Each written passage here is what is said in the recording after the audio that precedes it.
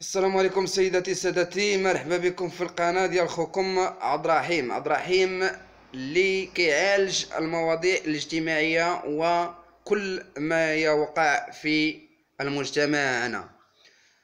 شكرا على استجابة دعوتكم لي، وشكرا على استجابات دعوتي لي لكم. نتمنى لكم السعادة والنجاح وكل ما تمنيته في حياتكم.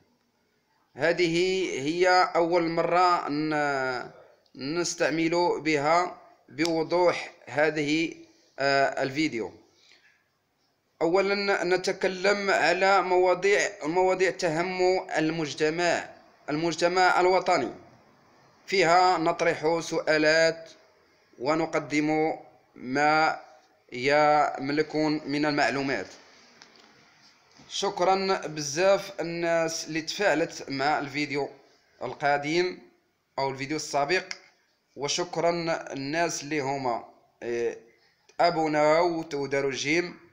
هكذا تجعلنا او تفحزنا على مواضيع اخرى نقدمها لكم.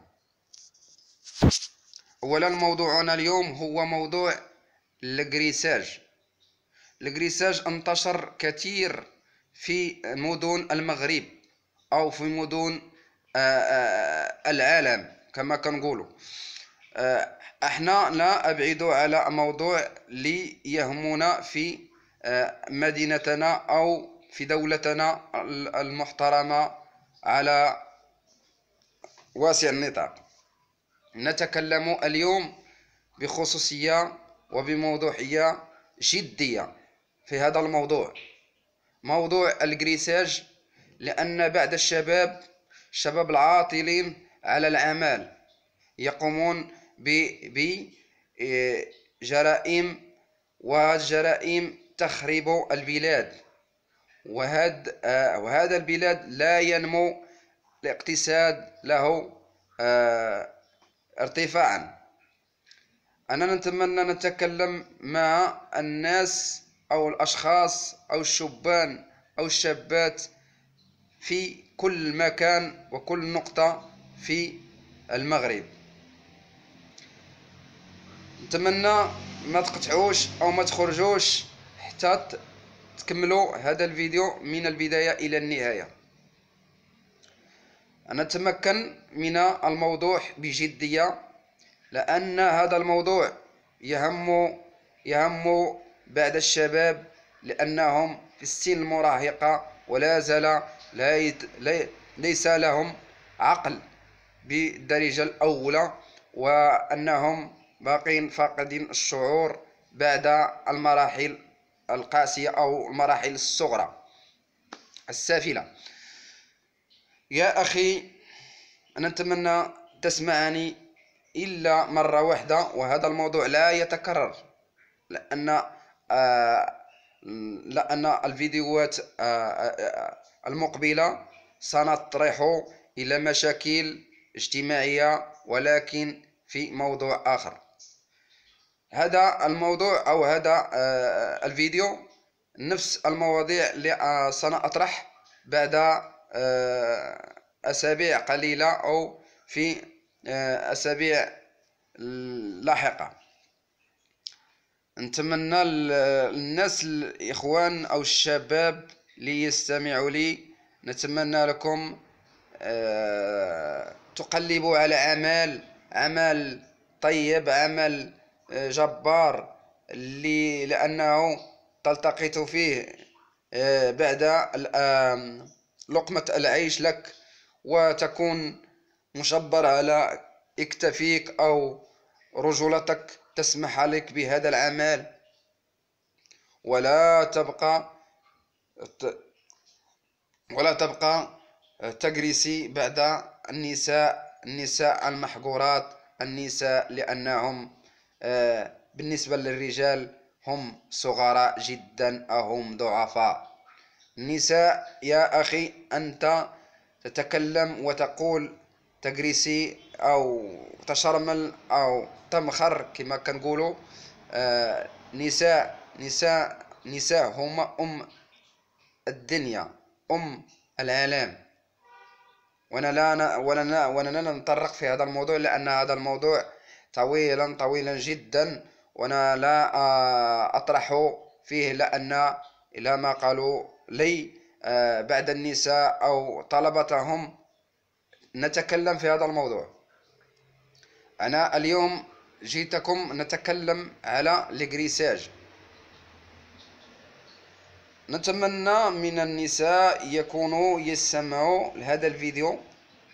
يا أختي الكريمة، أنا أرسل لك صوتي من هذه المكان المتواضع، لأني سأجلس في مكان متواضع جدا، ولا أفخر بكم ونقول لكم أني ساكن في عمارة أو ساكن في فيلا أو شيء من هذا القبيل. إني ساكن في محلي، ومحل الكراء، ليس محل أملكه أنا.